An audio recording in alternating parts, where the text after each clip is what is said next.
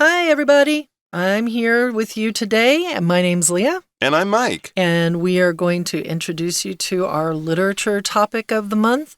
It is now getting close to the end of the month, June 26th, and we are exploring the dystopian depths of wool. You said earlier that you have read the story Wool. Oh, the book Wool. I thought you meant about the Like stuff the we wool make nice itself. sweaters out of. No. There's nothing dystopian about wool. We like It comes wool. from sheep, and you make lovely warm sweaters and blankets. And beautiful the socks. book Wool. Yes, there is a Yes. book with the title of Wool, and it is definitely a dystopian science fiction story. It's a science fiction story like a lot of popular ones these days that seems to, put out the idea of a future in which the world has been, ravaged, has been destroyed by, I don't know if they actually say if it's like nuclear war or environmental breakdown, global warming kills off all the life on the planet. Disease, something terrible alien happens. attack. And I think for even in the people in the story, history is kind of murky on that. And they all live underground in this silo. And basically, I guess it's kind of like a large old underground military base because living out on the surface of the earth would kill you. So it's about that society that they create and also about the outside world that is so threatening to them. It was a good book. It was an interesting book, but to be honest, I don't remember very much about it. You don't have to worry because we'll get into it. Well, that's good. today. And I do remember there were several sequels that I didn't read. So this might be good for me to make me sort of go back to the series. But it was an interesting book, definitely. And I know that they made a television show out of it that I heard got great reviews, although I didn't actually see it. But yeah, this is a good story to kind of check out. Well, why don't we get into it today? Why don't we first listen to the article one time and we'll be right back. The world is almost ruined. None of the remaining people live on the surface, where deadly toxic air makes life impossible. To survive, humankind has no option but to live in a massive underground silo with numerous levels, bound by strict social rules. Holston, the silo sheriff, who has dedicated himself to law enforcement for years, begins the story with a profound sadness at the loss of his wife.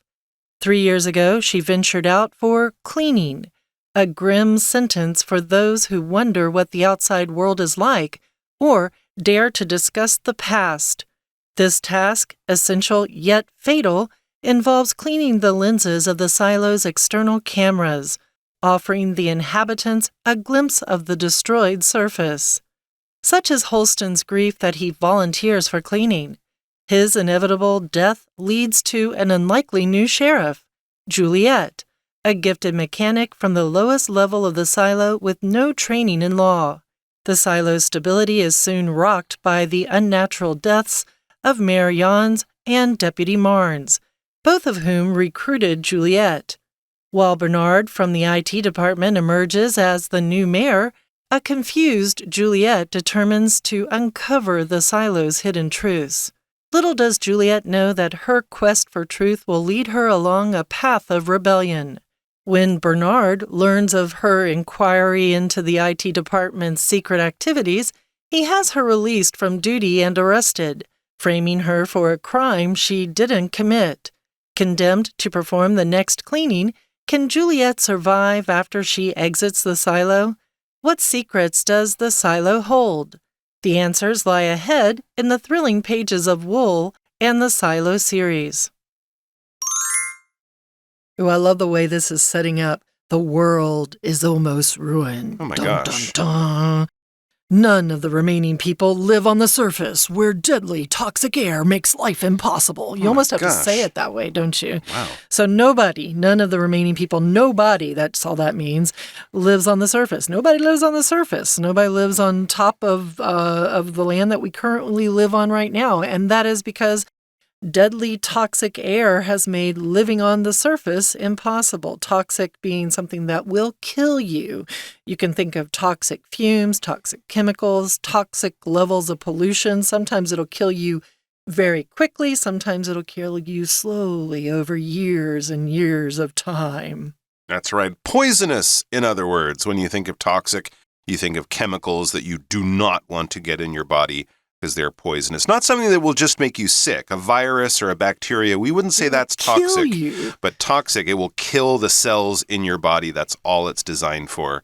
So yeah, anything with a warning label that says, do not swallow this, it's toxic. Is toxic. So this is not good. The air outside is basically so poisonous that breathing it will kill you. So what do people do? Well, it says to survive, humankind, or people, has no option but to live in a massive underground silo with numerous levels bound by strict social rules. So they moved underground into a silo. As I mentioned, a silo, in this case, I'm assuming it is a military structure probably built to hold a missile. In the Cold War, they were, and even now, they have underground nuclear missiles hidden around in places like Russia and America, often hid out in the middle of nowhere. I know they have a lot of silos in Kansas. Right, places above like that. ground in that situation a lot of times too, where they store grain or corn, things that like that. That would be a grain silo. Yeah, that's what I always think of when I think of silo. But of course, in Kansas, they also have military missile silos underground because it's far away from the coasts and the big cities. But a silo is kind of like a building that will be round, tall, like a big tube. In other words, and as Leah said, you can see them next to farms or in farming areas in America where all the farmers will bring all their corn. They'll store it in a silo, and then from that one location, they'll fill trains and trucks and drive that corn off to factories or to the city. But in the same way, you build a tube underground and park a missile into it and put some people in there and computers to control the missile to launch it when World War III starts. Would be the idea, and that's also what we're talking about here. So this is a silo. It's basically a big tube.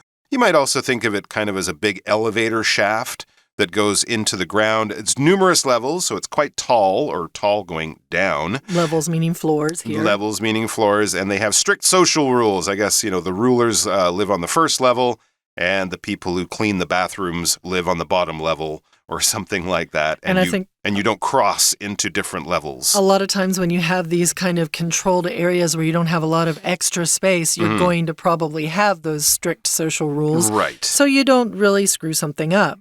Going into the story, it says Holston, the silo sheriff. So a sheriff is, if you think of those old westerns, it's the sheriff's in town. It's a guy who in a small town or a county who handles the judging of whether things have been done wrong or right, if someone's committed a crime or not. That's the sheriff. The top cop, basically, Yeah. the main, the police chief. The big cheese. He is the one who has dedicated himself to law enforcement for years and begins the story with a profound sadness. Why? Well, his wife has died. He has lost his wife. She has died. We talk about law enforcement means the carrying out of the laws or regulations. So you say, you parked in the wrong place, I'm going to give you a ticket. That's law enforcement.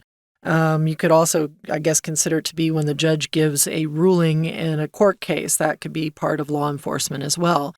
And he has a very, very deep sadness. Profound is a great word. A lot of times it's combined with thought. You have profound thoughts or profound emotions. And if you really, really appreciate what someone has done for you, and when you give your speech, with your award in hand, you might mention your profound gratitude for all the people who helped you make it to where you are standing on this podium today. But his deep sadness is because his wife has died. Oh, that is very sad. So it's not just, I miss my wife a little bit. No, he's broken up about it. He kind of feels that he can't live, living without her is just a struggle every day. What happened to his wife? Well, let's read on. It says 3 years ago, she ventured out for cleaning. Notice the quotes there around cleaning. It's Something not just here. Making something clean. What is it? She ventured out for cleaning. A grim sentence for those who wonder what the outside world is like or dare to discuss the past. So we would say cleaning here, it's a euphemism. We're using a word that in a way that is not typically associated with that word. When they say cleaning, they mean killing. That's basically what they mean. This was a sentence, a grim sentence. A sentence is kind of like a punishment when the judge says you will go to jail for 5 years. That is your sentence. Or if you murder someone, you might get a sentence of death. In this case, it's a sentence of cleaning. And being killed because of a crime that you committed is grim. Something grim is kind of hopeless. It's terrible. It's awful. It's really not what you want to have to happen to anyone, especially not someone you care about or even someone you don't like, because it's so terrible and awful. So this is a grim sentence, a grim fate. If someone says, oh, you have cancer and you'll die in 3 weeks and there's nothing we can do about it. Oh my gosh, that's a grim fate the doctor has told you you're facing. Grim prognosis, right? A grim prognosis, nothing good, nothing hopeful, no positives there. And this is a grim sentence for those who wonder what the outside world is like or dare to discuss the past. Basically, if you question living in the silo, why are we here and what happened? And maybe we should go outside. Maybe things aren't so bad out there. Maybe we need to know more about this rather than just say, oh, we're all going to live and die in this terrible underground tube. How dystopian of you. Yeah, she kind of wondered about that and, was trying to find some hope or even, ask questions in the same way that, if you live in North Korea or a country like that and you kind of say, well, what if we get to vote for our president? How would that make things different? Ooh, you could get in big trouble for saying something like that. And so she was sentenced to cleaning. What exactly is cleaning? Well, it is a death sentence, but it's also cleaning. Right. It says this task, cleaning, that she ventured out for, that she dared to go out and do, is essential. It's absolutely necessary, yet it's fatal. It will kill you. And this task involves cleaning the lenses of the silo's external cameras. So think about if you have a door camera that tells you who's knocking on your door or ringing your doorbell. That camera might get dirty. Somebody might put their fingerprint smudge on it, or a kid's grimy, dirty hands might get all over it, and somebody needs to clean it. Well, this is like that for this silo. These are the external cameras, the ones that are outside of the silo. And these cameras offer the inhabitants, the people who live inside the silo, the people who inhabit the silo, a glimpse of the destroyed surface. So once these little lenses are cleaned, they can get a glimpse, they can get a little bitty view of what's going on outside there in that dystopian world that they can't live in. And since, of course, this woman has to go outside the silo and breathe the deadly toxic air on the surface of the earth, she will die doing this cleaning. That's why it's a grim sentence. Let's find out more in the second part of our article. But first, let's listen to our Chinese teacher. 听众朋友大家好，我是安娜。我们今天要带大家看一个蛮有名的小说，叫做《羊毛记》。这个《羊毛记》是现代版的哦，不是那什么古代的什么经典文学。好，这《羊毛记》跟羊毛有什么关系啊？英文叫做 wool。这《羊毛记》其实是一个反乌托邦文学很重要的代表。我们先看一下，今天看一下这个故事内容好了。这个一个情况是如何呢？在第一段就告诉我们，这整个世界遭到毁灭，剩下的人呢都不住在地表上哦，因为地表有很多致命的空气，所以为了活下来，大家只能够住在地底下，而且是住在地底下圆形的地堡里面。然后呢，社会的规则非常的严格。我们在第一段的地方先描述了一下这整个的一个情况。当然这是虚构的小说啦，但是这个反乌托邦的文学就是很特别，有一些特色，我们明天会再做一些探讨。但是第一段的第二句呢，我们特别看一下，它有一个非限定用法补充说明的关系子句，先行词是逗点前的 the surface， 也就是地表，逗点之后是 where 到句尾做一个连结。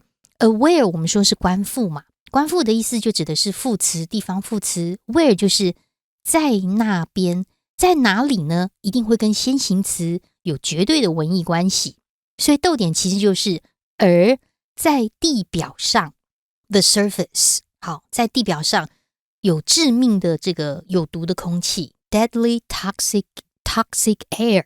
所以我们大家为了要生活啊，就住在地底下。我们刚刚说那个圆形的那种地堡，在第三句的地方看到这个 silo S-I-L-O 这个字，也要把它关键字记起来。大家都住在圆形地表，其实这个地下分成144层耶，一层就有10公尺哦，而且只有螺旋状的楼梯可以上下，没有电梯耶。这个是小说里面提到的。那接下来我们就要看到啊，我们说故事一定要看到这个角色嘛，出现了主角咯。第二段的第一句，谁呀？ Houston。 这个 Houston 呢，他是地堡的警长，他这个警长呢，其实多年来啊，都一直致力于这种执法的工作。不过在故事一开始就说 Halston 这个警长因为他的妻子过世，他感到非常非常的悲伤。到底发生什么事呢？第二段第二句告诉我们，原来啊 Halston 他的妻子在3年前就冒险外出进行一个清洁的工作。清洁什么东西啊？清洁地堡外面的摄影机的镜头。那这个摄影机的镜头就是让住在地底下的居民可以看到在被摧毁的地表到底长什么样子。而在第二段当中，我们特别注意一下第二句。第二句在中间部分的一个 sentence 这个字啊，我们通常都会觉得它是句子的意思，但其实在法律当中它指的是一个判决 sentence 判决。所以原来是在3年前，警长的太太是被判决要去地表的外面清洁这个外部摄影机，所以3年前他的妻子过世，他感到非常的伤心。All right, we're going to take a quick break and then we'll be right back.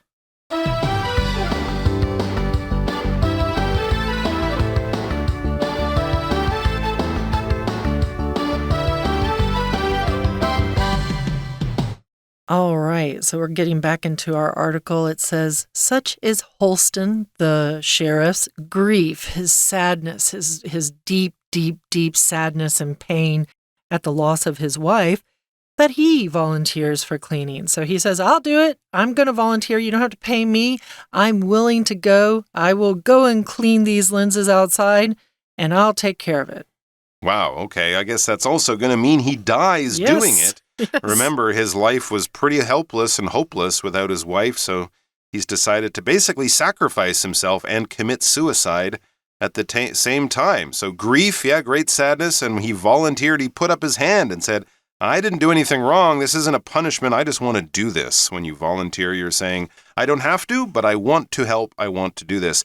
So his inevitable death, he is going to die, and of course this will probably happen in the near future. So his inevitable death, his upcoming death that he can't avoid, inevitable is something that is coming, and you can't avoid it. It leads to an unlikely new sheriff. They need to pick a new sheriff because the old one is going to go out and do a cleaning, and he will die. And so they need a new sheriff. Juliet is the new sheriff. It says she's a gifted mechanic from the lowest level of the silo with no training in law. I seem to remember she's a very friendly and hard-working member of the community. She knows Halston, but she is no law enforcement officer. She is a mechanic. She is a gifted mechanic, so that means she is good with her hands and good with fixing machines, because that's what mechanics do. They fix, repair. I guess they could build machines, but generally once the machine is built, then they will be in charge of maintaining the machine and repairing the machine should it break down.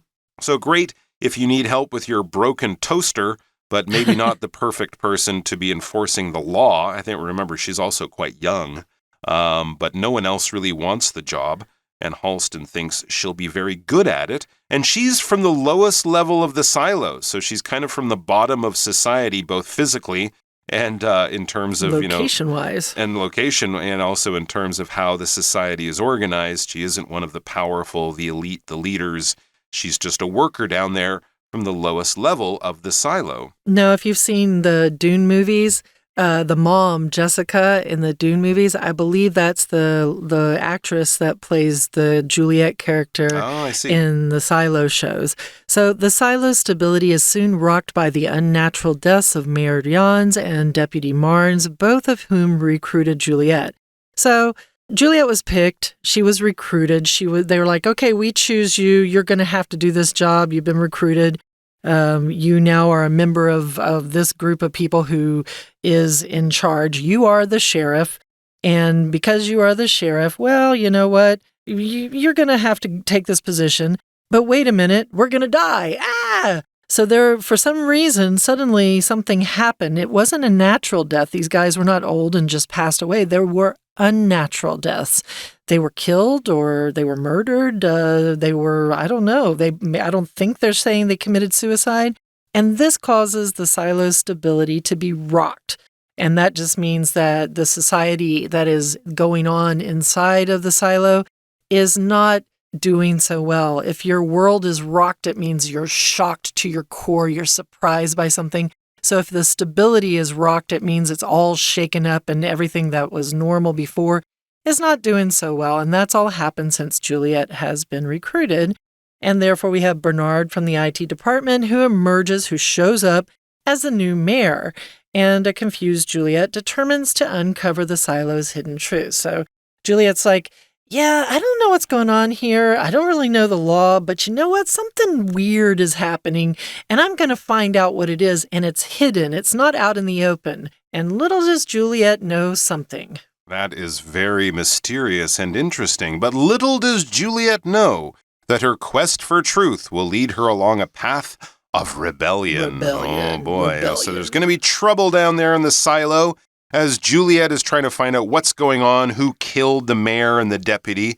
Is there some bigger plot here? She's on a journey, a search for truth. A quest is kind of journeying and searching at the same time. So if you watch, the Lord of the Rings stories, they're on a quest to destroy the Ring of Power. They have many adventures. They meet many people. They travel many miles, but they're off on a with a goal in mind. They're not just sort of wandering around.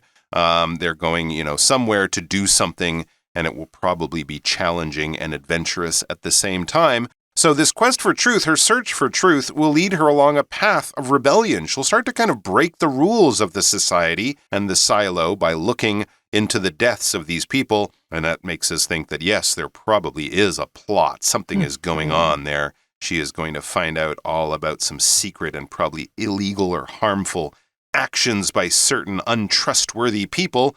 When Bernard leads or learns of her inquiry into the IT department's secret activities, he has her released from duty and arrested, framing her for a crime she didn't commit. So I think maybe Bernard has something to do with these plots because he seems to want to stop Juliet in her search for the truth. He has her released from duty.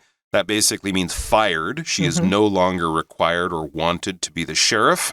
In other words, she gets fired. And then she's arrested. She's actually stopped and held by the police for committing a crime. But she didn't commit the crime. She was framed for a crime. When you're framed for a crime, you are set up by someone who wants you to look guilty, who wants you to get in trouble, but you didn't actually do it. So if someone plants a bloody knife in your room and then the police show up and say, we're looking for a bloody knife, and you say, what? And they find it there, but your friend or your enemy or someone has put it there on purpose in order to trap you, to make you look guilty. You are being framed for that crime, and it's a crime you didn't commit. To commit something is to do something. We often use it in a legal term to talk about to do or to not do a crime. Did you commit the crime? Did you do this illegal thing? Yes, I committed it. I admit the truth. Please don't punish me too much. But if you're innocent, you say, no, I did not commit this crime. It was someone else. I wasn't even there at the time. In other words, you didn't do the crime or the criminal action. And when Juliet was released from duty and arrested and framed for this crime, she's in big trouble. She's in big trouble, so big that we use a word condemned. Oh, no. And we're not talking about a condemned building, a building that you can no longer live in because it's going to fall apart if you do. We're talking about her being condemned to perform the next cleaning. So she is her behavior was declared wrong. She's going to be punished. And her punishment is to clean those outdoor external silo lenses. And what we want to know is, can Juliet survive after she leaves, after she exits the silo? And what secrets does the silo hold? What's going on with the silo? Well, guess what? The answers lie ahead in the thrilling pages of Wool and the Silo series. So if you're interested in what's going on, you might want to go and pick up the book or books. I think it's actually more than one. It's a series of books, or watch the Silo series on TV. And both of these will get you a little bit more informed about what's going on. We are at the end of today's article, so let's listen to our Chinese teacher once more. 那警长因为太伤心的关系，所以他就自愿进行镜头的清洁。不过我们都知道，如果真的到地表上去进行镜头的清洁，就会死掉诶。言下之意就是 Houston 到了地表之后，当然就会死亡啊。所以 Houston 死后就会有一个新的警长所谓的新的警长要接替他的位置，所以就会有一个新的警长诞生。好，可是在第3段这个第一句啊，有一个特别的倒装句，我们看到的是 such that 的倒装句。这2个字先把它抓出来， such that 或者是 so that， 我们知道它是如此的以至于什么结果产生。那这里的 such 呢，是一个代名词的概念，因为句子原本应该是 Houston's grief， Houston 的悲伤 is such 是如此的深， that 以至于后面的结果 he volunteers for cleaning， 他就自愿到地表上面去做清洁的工作。但是因为有时候我们要强调如此的怎样的情况，会把 such 这个字调到前面，所以它会形成倒装。这个倒装就是看起来好像疑问句一样， be 动词在主词的前面，所以第3段的第一句我们特别抓出来，它是 such that 的倒装句。我们刚刚说新的警长就诞生啦，新的警长是一个女生哦，叫做 Juliet。 那这个 Juliet 她是来自于地堡最底层的一个天才机械师，可是她并没有接受什么法律的训练啦。那后来地表的稳定，因为2个人不自然的死亡摇动，第一个是市长詹斯，第二个呢则是副警长马奈斯。那这2位啊，其实都是招募 Juliet 的人，所以后来 Juliet 其实成为一个关键小说的主角。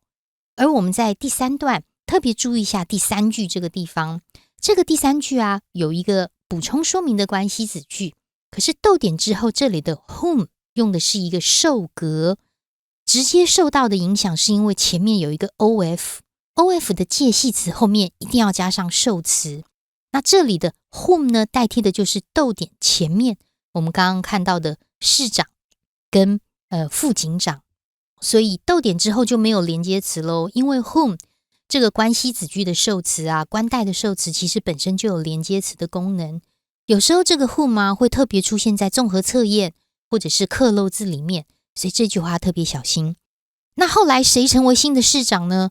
在第3段的第4句有一个资讯科技部的 Bernard， 这个 Bernard 他成为新的市长，可是其实这个新的市长有一些状况哦，因为接下来的第4段啊，我们特别看到的是这个 Bernard 觉得 Juliet 好像特别想要知道一些细节，然后对很多的这个事情啊都进行了调查，所以 Bernard 就特别的这个留心他，而且还替他冠上了一个罪名，陷害他，让他遭到逮捕，以至于 Juliet 被判处执行下一次的清洁工作。我们接下来在第4段呢，请看一下第1句的地方，这里第1句啊有一个 little 放句首的倒装。好，这个 little 在英文当中是几乎不或者是几乎没有，如果是 a little 就是一点点，那这里的 little 本来应该是 no 的受词，换句话说句子本来是要讲 Juliet does not know， 或者是 Juliet does know little。 Juliet 知道的就是几乎没有什么事，他几乎不知道什么事呢？其实他几乎不知道他对于真相的追求会引领他走上反抗之路，所以在这边我们把 little 放到前面进行倒装。 little 只要是否定字放在句首的时候就会形成倒装，也是一样看起来像疑问句，所以会借一个助动词 does 放在 Juliet 跟 know 主词跟动词的前面， Little does Juliet know something。 而 know 之后的 that 到句尾则是 know 的受词。那他到底要追求什么真相啊？就是要追求为什么原本的市长跟副警长会死亡呢？因为他们的死亡实在是太不自然了。当然我们细节不能说太多，因为呢说太多这个小说就不好看了。那 Juliet 我们刚刚说后来因为被新的市长 Bernard 冠下罪名来陷害，要执行下一次的清洁，那到底他可以活下去吗？当然答案就在羊毛记还有末日地堡一系列的作品当中。我们明天会对羊毛记做一些这个简单的分析，我们明天见咯，我是安娜，拜拜。 All right, folks, so yet all day today we introduced wool, we introduced silo, the adaptation of wool. We gave you a little background on that. If you join us again tomorrow in our literature section, we are going to look a little bit more into the concepts of dystopian worlds and utopian worlds, the opposite being. And hopefully we will see you again at English Digest. I'm Leah. And I'm Mike. Bye.